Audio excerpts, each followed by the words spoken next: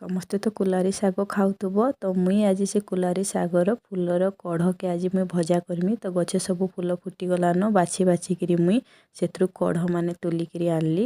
ଆଉ ଇତାକେ ଆମେ ବାମ୍ଫେ ବାଗେ ସିଝେଇଦେମା ନହେଲେ ଟିକେ କଷା ଲାଗ୍ସି। ତ ମୁଇଁ ଏଥିରେ ମିକ୍ସ କରିଛେ ଆଲୁଟେ।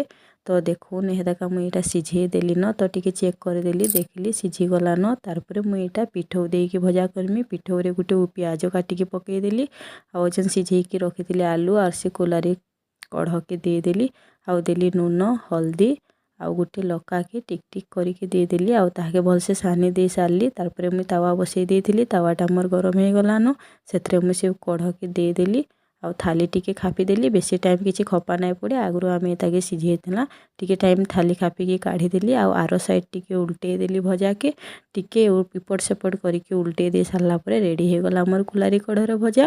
ଆଉ ଏମିତିକି ଥରେ ନିହାତି ଭାବେ ଆପଣମାନେ ବନେଇକିରି ଖାଉନ୍ ଦେଖିବେ ଏତ୍କି ଟେଷ୍ଟ ଲାଗୁଛି। ନିଜେ ବନେଇକି ନାଇଁ ଖାଇବାର୍ ତ ଆପଣମାନେ ଜାନି ନାଇଁ ପାରନ୍ ଯାହା ଯାହାକେ କୁଲାରୀ କଢ଼ର ଭଜା ପସନ୍ଦ ଏମିତିକିରି ଥରେ ମନ୍ ଲେଖାନ୍ ଭାଜିକିରି ନିହାତି ଭାବେ ଟ୍ରାଏ କରୁନ୍।